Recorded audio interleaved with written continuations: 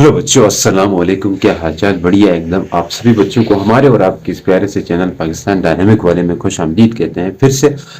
आज हम बात करने वाले हैं क्लास 10 का लेक्चर हमारा चलेगा भैया। इसमें आज हम बात करने वाले हैं किसके ऊपर भाई? बोलो बोलो बोलो बोलो। हम बात करेंगे जूल्स लॉ के ऊपर। उसमें कैसे एनर्जी डिसिपेट होती है जब किसी कंडक्टर में से करंट फ्लो करके जाता है। एक अहम चीज जो हम सीखने जा रहे हैं, जो हमारे डेली लाइफ में होती है, कि हमारे पास जो इलेक्ट्रिक हीटर है, खास तौर पर इलेक्ट्रिक हीटर में या रॉड लें, किसी भी चीज में, कंडक्टर में, जब हम उसमें करंट देते हैं तो उसमें से हीट एनर्जी कैसे हमें मिलती है, या लाइट एनर्जी कैसे हमें मिलती है, या वो जो कंडक्टर है या हमारे पास हीटर है वो ग्लो क्यों करता है, उससे हीट हमें कैसे मिलती है, उस चीज के ऊपर बात करने वाले हैं।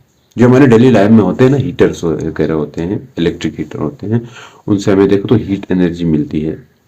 ठीक है, यानी कि थर्मल एनर्जी मिलती है। ये चीजें क्यों होती है यार, इस चीज को आज हम एक एक करके इन सभी चीजों को हम पढ़ने वाले हैं। तो देखिए, तो सबसे पहले हम बात करेंगे किसके ऊपर। इस कहानी को समझने से पहले हम एक कंडक्टर लेंगे, ताकि देखेंगे कि कंडक्टर के अंदर असल में होता क्या है। उस चीज को हम समझेंगे ना, बाकी चीजें हमें समझ आ जाने वाली है। तो उम्मीद करता हूँ, चले बिना टाइम जाए कि अपने लेक्चर की तरफ बढ़ते हैं। तो क्या है कि हम कंडक्टर बनाने जा रहे हैं। ये एक कंडक्टर ऐलान हो रहा है ना, ऐलान।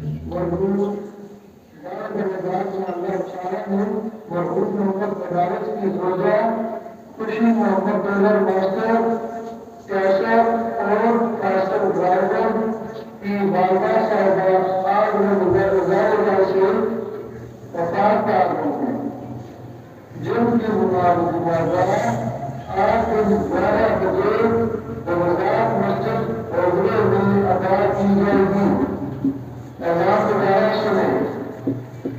जाने दरगाह मर्दा अच्छा मरहूम मोहम्मद बनारस की सौदा खुशी मोहम्मद टेलर मास्टर कैसर और कैसर ड्राइवर की वालदा साहबा आज रोजा से वफात पा गई है, जिनकी मुबारक आज दिन 11 बजे रमजान मस्जिद ओगले में अदा की जाएगी।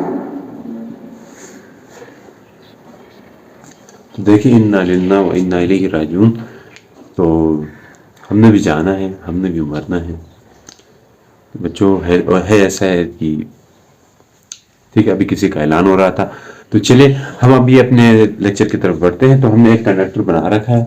इस कंडक्टर में आप देखें तो इस कंडक्टर को 220 वोल्ट के एकरास रखा है। आमतौर पर हमारे घरों में भी आते हैं वोल्टेज, वो 220 वोल्ट के करीब आती है। तो 220 वोल्ट में हमने किसी एक कंडक्टर को रखा। मान लीजिए हीटर के अंदर भी ये कंडक्टर मीन्स आपके पास जो जो वायर्स होती हैं वो कंडक्टर समझ लिया, ठीक है। तो ये 220 वोल्ट में हमने इसको रखा। अब 220 वोल्ट किसी कंडक्टर को दोगे तो उस कंडक्टर का जो पॉजिटिव टर्मिनल है, एक है नेगेटिव टर्मिनल, कि पॉजिटिव टर्मिनल से नेगेटिव टर्मिनल की तरफ इलेक्ट्रिक फील्ड बनेगी। ऐसा ही है, ये तो हमें पता है। जब एक पॉजिटिव टर्मिनल रहता है, एक नेगेटिव टर्मिनल रहता है, तो इस चीजों की हमने बात भी की। तो यहां से इस तरफ एक इलेक्ट्रिक फील्ड बनेगी। इस तरफ जब इलेक्ट्रिक फील्ड बनेगी तो इस इलेक्ट्रिक फील्ड की डायरेक्शन के अपोजिट इलेक्ट्रॉन मूव करके आएंगे। ये बात हमें अच्छे से पता है। अगर ये इलेक्ट्रिक फील्ड है तो इस डायरेक्शन में जब कोई इलेक्ट्रिक फील्ड रहती है, इलेक्ट्रॉन यहाँ होता है नेगेटिव चार्ज, तो ये इलेक्ट्रॉन फौरन भाग के चला जाता है उस तरफ। तो ये जो 220 वोल्ट में रखेंगे, तो ये 220 वोल्ट में जो पोटेंशियल कार में जब इस कंडक्टर को हमने रख लिया तो इलेक्ट्रिक फील्ड की तरफ इलेक्ट्रॉन सारे जाएंगे। बात समझ रहे हो? इलेक्ट्रिक फील्ड की तरफ इलेक्ट्रॉन सारे चले जाएंगे। लेकिन ये कंडक्टर है भाई, मजाक नहीं है। यहाँ पे असल में जब एक कंडक्टर को ना समझे थोड़े टाइम के लिए, आप एक फ्री स्पेस समझे। फ्री स्पेस में अगर कोई कंडक्टर ना हो, खाली चार्ज हो, इलेक्ट्रॉन्स हो, और उसमें अगर हम सिर्फ और सिर्फ इलेक्ट्रिक फील्ड दे दें, तो तब जो है आपके पास इलेक्ट्रॉन्स के पास हाई स्पीड होती है, बहुत ही ज्यादा स्पीड होती है, मींस बहुत ही ज्यादा काइनेटिक एनर्जी होती है। चले इस चीज को समझने के लिए हम क्या करेंगे, हम एक फील्ड देंगे, उसमें देखते हैं इलेक्ट्रॉन्स को मूव करवाएंगे। ये कोई एक फील्ड है, ठीक हो गया। इस फील्ड में यहाँ पे इलेक्ट्रॉन को मूव करवाएंगे। तो यहाँ पे ये फील्ड जो है कितने पोटेंशियल पे रखा है हमने इस कंडक्टर को, 220 वोल्ट पे। अब इस पे एक फोर्स लगेगी। जब तक फील्ड फील्ड की वजह से इसके ऊपर फोर्स लग रही है, इलेक्ट्रिक फोर्स लग रही है, तो इसके ऊपर वर्क होना है, यानी कि वर्क डन तो होगा ना। अब हमें पता है कि वर्क किसके इक्वल होता है। देखिए वर्क इक्वल होता है असल में Q इंटू वी। Q यहाँ पे क्या है, चार्ज होगा। चार्ज क्या है, इलेक्ट्रॉन है, तो हम लिखेंगे इलेक्ट्रॉन इंटू वी। ये चीजें नहीं पता तो आप समझ लें कि वी क्या होता है, पोटेंशियल इक्वल होता है वर्क पर यूनिट चार्ज। ये हमने बात किया इलेक्ट्रिक पोटेंशियल के ऊपर, वहां पे हमने ये चीज सीखी थी। यहाँ से वर्क किसके इक्वल होगा, Q इंटू वी। यहाँ पे इलेक्ट्रॉन है तो इलेक्ट्रॉन इंटू वी हो जाएगा। अब जो वर्क यहां से यहां तक लाके लेके आ रहे हैं, तो वो वर्क किस में कन्वर्ट हो रहा है, यानी कि इलेक्ट्रॉन जहां से यहां आ रहा है, मतलब कंडक्टर की इस एंड से इस एंड में आ रहा है, तो हमने यहाँ फ्री स्पेस मानी हुई है। यहां से जहां जब कंडक्टर के इस एंड से इधर इधर आएगा, तो ये जो चार्ज है इसके ऊपर वर्क कर रही है कौन, इलेक्ट्रिक फील्ड। इलेक्ट्रिक फील्ड की वजह से ये मूव कर रहा है, पक्की बात है। अब इलेक्ट्रिक फील्ड की वजह से मूव कर रहा है, तो ये जो हमने वर्क हमने तो नहीं किया कि पोटेंशियल डिफरेंस में रखा है, तो वर्क तो हुआ है। वो जो वर्क है वो इस चार्ज के काइनेटिक एनर्जी को इंक्रीज करने में चला जाएगा, यानी कि जो हमने वर्क डन किया है वो वर्क डन इक्वल हो जाएगा काइनेटिक एनर्जी के। नहीं समझ आया? देखो ना, जब मैं इस मार्कर को लेके यहां आता हूं तो मैंने वर्क किया है, वही वर्क में मार्कर को छोड़ता हूं तो क्या हो जाता है, वो वर्क काइनेटिक एनर्जी में कन्वर्ट हो जाता है। यही चीज यहाँ पे चार्ज जहां से जहां जाएगा वो वर्क किस में चला जाएगा, काइनेटिक एनर्जी में। तो हम लिख सकते हैं कि वर्क वहां पे किसके इक्वल आ गया है, वर्क इक्वल आ गया है ई वी के। वी क्या है, पोटेंशियल है, ये याद रखें। ये वी क्या है, पोटेंशियल है, जो कि 220 वोल्ट है। वी पोटेंशियल है जो कि 220 वोल्ट है। अब वर्क किसके इक्वल था, इस वर्क की जगह हम लिख सकते हैं kinetic energy, mv square equal to EV. आपके बुक में नहीं है, लेकिन मैं ये कराऊंगा तो भी आपको फील आएगा।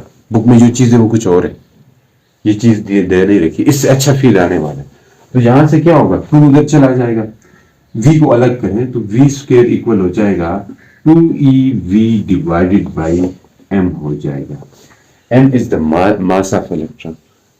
m क्या है, इलेक्ट्रॉन का मास है। इलेक्ट्रॉन का मास क्या होता है, इलेक्ट्रॉन का मास जो है वो होता है 9.1 मल्टीप्लाई 10 की पावर माइनस 31 kg। ये इलेक्ट्रॉन का मास है। इन सब चीजों को यहाँ पे पुट कर देना है और स्क्वायर रूट लेना है, तो v की वैल्यू क्या आ जाएगी। चलो पुट क्या क्या करेंगे, आप पुट करके देखना। 2 इंटू इलेक्ट्रॉन का चार्ज 1.6 मल्टीप्लाई 10 की पावर माइनस 19, और पोटेंशियल कितना रखा है 220 वोल्ट, डिवाइडेड बाय जो मेस है इलेक्ट्रॉन का उसको हम डिवाइड करेंगे। इससे एक स्पीड आ जाएगी, जो v जो है वो आ जाएगी, इसके ऊपर स्क्वायर रूट करेंगे, v कट जाएगा। तो v जो है वो नियरली करीब करीब इक्वल आ जाती है 9 मल्टीप्लाई 10 की पावर 6 मीटर पर सेकेंड। मतलब इतनी ज्यादा स्पीड का मतलब है huge amount of kinetic energy होगी जब इसको हमने 220 वोल्ट में रख दिया, इस हीटर को कहें या इस कंडक्टर को। इतनी स्पीड हो जाएगी उसके अंदर के इलेक्ट्रॉन्स में, मीन्स बहुत ही ज्यादा काइनेटिक एनर्जी होगी। लेकिन ये जो काइनेटिक, अगर इतनी काइनेटिक एनर्जी रहती है तो फिर तो इलेक्ट्रॉन का मास बढ़ जाना चाहिए, क्योंकि हमने पढ़ा है रिलेटिविस्टिक मास बढ़ता है जब कोई बॉडी स्पीड ऑफ लाइट की स्पीड क्या होती है आपने पढ़ा होगा, लाइट की स्पीड 3 मल्टीप्लाई 10 की पावर 8 होती है। तो नियरली 8 के बराबर है, लगभग 8 के बराबर, 6 है, ये 8 है। मतलब ये जो स्पीड ऑफ लाइट की रफ्तार से मूव कर रहा है इलेक्ट्रॉन, अगर उस रफ्तार से मूव करें तो ये हो जाना चाहिए कि जो इलेक्ट्रॉन है उसका मास बढ़ जाना चाहिए, लेकिन ऐसा होता नहीं। अब होता क्या है इसके अंदर की कहानी, यहां होती है ड्रिफ्ट वेलोसिटी करके, आप सेकेंड ईयर में पढ़ेंगे, ठीक है। ड्रिफ्ट वेलोसिटी वो क्या करती है, जब इलेक्ट्रॉन, ये तो फ्री स्पेस में इतनी वेलोसिटी रहती है, लेकिन ड्रिफ्ट वेलोसिटी असल में इलेक्ट्रॉन जहां से यहां आते हुए इलेक्ट्रॉन जो है 10 की पावर माइनस 3 मीटर पर सेकंड की स्पीड से आता है, जो कि ड्रिफ्ट वेलोसिटी होती है। ये बहुत ही कम स्पीड है, इसके मुकाबले में बहुत ही कम है, 9 गुना कम है। ये जो स्पीड है इससे 9 गुना कम है। मतलब इतनी कम स्पीड क्यों यार, इतनी कम स्पीड क्यों? बाकी की स्पीड किधर गई? हमने जो सोचा था वो तो है ही नहीं भाई। बाकी की स्पीड किधर गई? बाकी की स्पीड के साथ असल में हुआ ये कि बाकी की जो स्पीड है इलेक्ट्रॉन की, वो हीट एनर्जी में कन्वर्ट हो जाएगी। अब और सही समझ क्यों कन्वर्ट होती है भाई, इसके पीछे का रीजन क्या है, क्यों हीट एनर्जी में या लाइट एनर्जी में कन्वर्ट होती है? असल में होता ऐसा है बच्चों कि जहां पे होता है एटम, ये इलेक्ट्रॉन के किस तरह के इलेक्ट्रॉन थे जो अंदर कंडक्टर में पड़े हुए थे? ये असल में वो वाले इलेक्ट्रॉन्स थे जो किसी एटम से फ्री हुए हुए थे, जो किसी एटम से अलग हुए हुए थे। अब जब एटम से अलग होंगे, ये पीछे से कोई इलेक्ट्रॉन आ जाएंगे, यहां से आके अगले के किसी एटम से टकराएगा। मतलब यहां से कोई इलेक्ट्रॉन आएगा, यहां से टकराएगा, तो यहां पे भी इलेक्ट्रॉन्स थे। कहानी समझो, आप डिटेल में पढ़ना चाहते हो यार, सेकंड ईयर में मैंने इस चीज को बहुत डिटेल में पढ़ा है। तो ये इलेक्ट्रॉन आया, यहाँ आके इस इलेक्ट्रॉन को निकालने की कोशिश करेगा। मैं बड़ा करके बनाता हूं, यहाँ पे कोई इलेक्ट्रॉन होगा, इस इलेक्ट्रॉन के साथ कोलाइड करेगा, तो ये इलेक्ट्रॉन के साथ कोलाइड करेगा, तो ये इलेक्ट्रॉन को निकालने की कोशिश करेगा, और ये इलेक्ट्रॉन दर ऊपर नीचे ऑसिलेट करेगा। और इलेक्ट्रॉन की ऑसिलेशन की वजह से, इलेक्ट्रॉन की टू एंड फ्रो मोशन की वजह से, यहां जो उसकी पीछे वाले इलेक्ट्रॉन की जो स्पीड थी, जो कि 10 की पावर 6 की, वो स्पीड जाके इसको आइसोलेट करवाएगी, या खुद भी आइसोलेट होगा वो, मतलब टू एंड फ्रो मोशन करेगा। उस टू एंड फ्रो मोशन की वजह से ये रेडिएशंस इमिट करेगा। बात समझ आ रही है भैया? रेडिएशंस इमिट करेगा, वो रेडिएशंस लाइट एनर्जी और हीट एनर्जी की फॉर्म में होती है।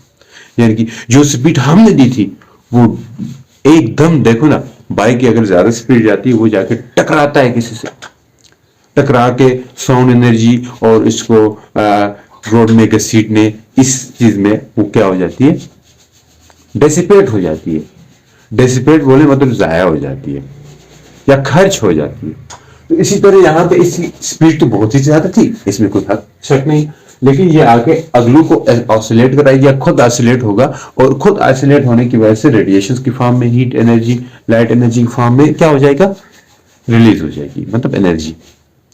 और खुद की टकराते टकराते ड्रिफ्ट वेलोसिटी जो है वो इतनी सी रह जाती है, मतलब ज्यादातर एनर्जी है वो काइनेटिक एनर्जी और हीट एनर्जी में कन्वर्ट हो रही है। उम्मीद करता हूं एक एक चीज का फील आया होगा भैया, एक एक चीज का फील। अब हम बढ़ते हैं अगले जो आपके बुक में रहता है उसकी तरफ। ठीक है, काफी इंटरेस्टिंग लेक्चर था, लेकिन इसको मिस नहीं होने देना। तो मैं चीजों को मिटा रहा हूँ, ठीक है, यही तो कुछ स्पीड होती है।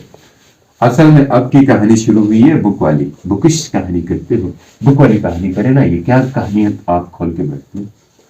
बात समझे, मान ले अब जहां पे कोई इलेक्ट्रॉन आता है, मतलब इलेक्ट्रॉन के फ्लो करने की वजह से करंट तो फ्लो करता ही ना। तो मतलब मैं कहूं यहां से इस क्रॉस सेक्शनल एरिया में से, इस क्रॉस सेक्शनल यूनिट एरिया में से जो करंट फ्लो करेगा वो क्या होगा, वो होगा चार्ज फ्लो करेंगे तो तभी करंट बनेगा। और यहां से जितने चार्ज पास कर जाएंगे और यहां से जितने चार्ज पास करेंगे सब बराबर होंगे। तो charge passes in a unit time, वो क्या होंगे, charge passes in a unit time, charges passing in a unit time, in a unit time, वो क्या होंगे, एक यूनिट टाइम, एक सेकंड में या उस तरह कितने चार्ज पास कर रहे होंगे, करंट के बराबर। अगर मान ले करंट आई है तो करंट के बराबर चार्ज फ्लो करेंगे, यानी कि चार्ज पर यूनिट टाइम के बराबर चार्ज फ्लो, मतलब करंट जितना रहेगा उतना चार्ज फ्लो करेंगे। तो यहां से अगर चार्ज देखें, चार्ज कितना रहेगा, आई टी के बराबर, Q is equal to I T. ये तो चार्ज फ्लो करिए भाई, ये तो आपको पता है। अब एक और चीज आपने सीखनी है, वो क्या सीखना है कि work done on a unit charge. हमें पता है कि जो वर्क यहां से यहां तक करके ला रहा है वो वर्क किसके इक्वल हो रहा है, वो वर्क इक्वल होगा, वर्क इक्वल हो जाएगा ईवी के, इलेक्ट्रॉन्स आ रहे हैं इसलिए ईवी। यही वर्क जो है वो एनर्जी डिसिपेट में चला जाता है, डिसिपेशन ऑफ एनर्जी में, यानी कि वर्क डन जो चार्जेस के ऊपर होता है वो किसके इक्वल होता है, वर्क डन जो चार्जेस के ऊपर होता है वो होता है एनर्जी dissipated by इलेक्ट्रॉन्स के इक्वल होता है। इलेक्ट्रॉन्स जो एनर्जी डिसिपेट करेंगे उसके बराबर होता है वर्क। एनर्जी डिसिपेट, हम इसको एनर्जी भी लिख सकते हैं। एनर्जी मतलब हम इसको क्यू, क्यू हीट एनर्जी होती है ना, हीट एनर्जी, तो ये हीट एनर्जी क्यू लिख सकते हैं। तो एनर्जी डिसिपेट को हीट एनर्जी क्यू भी लिख सकते हैं, इसको मैं क्यू लिखूंगा। अब ई क्या है, चार्ज है, यानी इसको चार्ज लिख सकते हैं। और वी, इलेक्ट्रॉन भी एक चार्ज ही है ना। अगर हम देखो सिर्फ इलेक्ट्रॉन को लेंगे तो फिर इलेक्ट्रॉन तो इस साइड में मूव करते हैं, लेकिन बदले में पॉजिटिव चार्जेस इस डायरेक्शन में मूव करते हैं। हम अगर चार्ज कहते हैं तो चार्ज एक जनरल टर्म है। चार्ज का मतलब पॉजिटिव भी हो सकता है, नेगेटिव भी हो सकता है। हम चार्ज का यूज करेंगे व्हाट, ठीक है, तो ये ठीक रहेगा, एक कंसेप्चुअल टर्म। तो क्यू रहेगा। अब क्यू किसके इक्वल है, यहाँ पे कैपिटल क्यू का है, इसको भी समान कह दो, आई टी होगा। तो क्यू के लिए क्या लिख सकते हैं, आई टी। देखो ये जो है ये एनर्जी डिसिपेशन का फॉर्मूला है, एनर्जी डिसिपेटेड। मैंने कहा वर्क इसके इक्वल होगा, एनर्जी डिसिपेटेड का फॉर्मूला है। तो क्यू की जगह क्या लिख सकते, देखो चार्ज पोटेंशियल तो हमें पता है 220 वोल्ट है। अगर मैं कहूं यहां से जा रहा है तो एनर्जी डिसिपेट कितनी होगी बाहर, मतलब कितनी एनर्जी, हीट एनर्जी हमें बाहर मिलेगी, वो हमें निकालना है, तो हम यही फार्मूला लगाएंगे। लेकिन हमें पता नहीं होगा कितना चार्ज मूव कर रहा है, ये तो हमें नहीं पता ना, थोड़ी ना पता। हम सिर्फ करंट में कर सकते हैं, पोटेंशियल हमें पता हो सकता है, टाइम हम नोट कर सकते हैं, बाकी कुछ हमसे हो नहीं सकता। चार्ज कितना मूव कर रहा है वो कंडक्टर डिपेंड करेगा भाई, वो हमें नहीं पता। तो हम इस फार्मूले को चार्ज की शेप में नहीं रखेंगे, इसको करंट और पोटेंशियल और टाइम के उसमें ले आएंगे। बात समझ आ रही। तो क्यू है हमारे पास, क्यू इक्वल टू, ये क्यू क्या है, आई टी है, मतलब charge passing in unit time, वो आई टी के बराबर होते हैं। तो हम इसको आई टी वी लिखेंगे। अब ये जो अगर हमें पोटेंशियल पता हो, आई करंट पता हो और टाइम पता हो, तो हम एनर्जी डिसिपेटेड को निकाल सकते हैं, कितनी एनर्जी डिसिपेट हुई ये चीज हम निकाल सकते हैं। फिर according to Ohm law V equal होता है आई आर के, तो पुट कर दें V की जगह, तो क्या आएगा, आई टी आई आर। इसको एक और जो बुक में दिया रहता है वो फार्मूला में लिखूंगा, Q is equal to I square R T. यही होगा आपके पास एनर्जी डिसिपेशन का फार्मूला, यही होगा एनर्जी डिसिपेशन का फार्मूला। उम्मीद करता हूं समझ आ रही है, बिल्कुल यही होगा एनर्जी डिसिपेशन का फार्मूला। और यही होता है जूल्स लॉ, यही इसी को कहते हैं जूल्स लॉ। जूल्स लॉ क्या होता है, एनर्जी डिसिपेटेड या अमाउंट ऑफ एनर्जी रिलीज या एनर्जी डिसिपेटेड, वो किसकी इक्वल होगा, through a conductor, through a resistance. ये एक रेजिस्टेंस भी मान सकते हैं, कंडक्टर एज रेजिस्टर काम करता है। Energy dissipated through a resistor, resistance is equal to product of square of current and resistance R in time T. मतलब इन टाइम टी के अंदर, टाइम टी के अंदर कितनी एनर्जी डिसिपेट होती है, वो बुक में लिखी होती है भाई, इसमें कोई वो घबराने वाली बात नहीं कि प्रोडक्ट ऑफ करंट और रेजिस्टेंस ऑन टाइम के बराबर होता है जो एनर्जी डिसिपेशन है। इससे जुड़े हुए बहुत सारे न्यूमेरिकल आ सकते हैं आपके पास, उन न्यूमेरिकल्स को आप इन फार्मूलों की मदद से सॉल्व कर सकते हो। समझ आई कि नहीं, एक कहानी समझ आई होगी एनर्जी डिसिपेशन का फार्मूला में। ये फार्मूला हमने इसलिए लिखा ताकि हमारे पास करंट और रेजिस्टेंस तो पता रहती है, इसलिए। अब अगर एक और चीज यहां से ओम लॉ, ये Ohm law V is equal to I R था, आई किसकी इक्वल होता है, V बाई आर। तो हम इसको V पुट कर सकते हैं इस Q की जगह, एक और चीज कर सकते हैं, V डिवाइड बाई आर का स्क्वायर इंटू आर टी। मैं इसको दूसरी फॉर्म में लेके आना चाह रहा हूँ, V square divide by R square R T, एक आर कट जाएगा तो Q इक्वल हो जाएगा V square divide by R T. इस फॉर्म में भी ले सकते आ सकते हैं, करंट को हटा के इस फॉर्म में भी लेके आ सकते हैं भैया, उस सैया भैया, सही है, समझ आ गई कि नहीं है। तो असल में एनर्जी डिसिपेशन का शुरू वाला फार्मूला आप पकड़ लें, ये फार्मूला याद रखें, नीचे वाले खुद ही बना सकते हैं, QV वाला। ये एनर्जी डिसिपेटेड का फार्मूला है, जहां से हम पावर को भी डिफाइन कर सकते हैं, इलेक्ट्रिक पावर क्या चीज होती है उसको भी बताऊं, या उसके लिए एक अलग वीडियो बनाई यार, चलो उसके लिए अलग वीडियो बनाते हैं। तो अभी के लिए इतना ही, तो हमारे साथ बनिए रहिएगा। उम्मीद करता हूँ आप लोगों को अच्छे से समझ आई होगी। तो मिलते हैं नेक्स्ट लेक्चर के साथ, तब तक के लिए हमारे साथ बने रहिएगा। गुड बाय, अल्लाह हाफिज।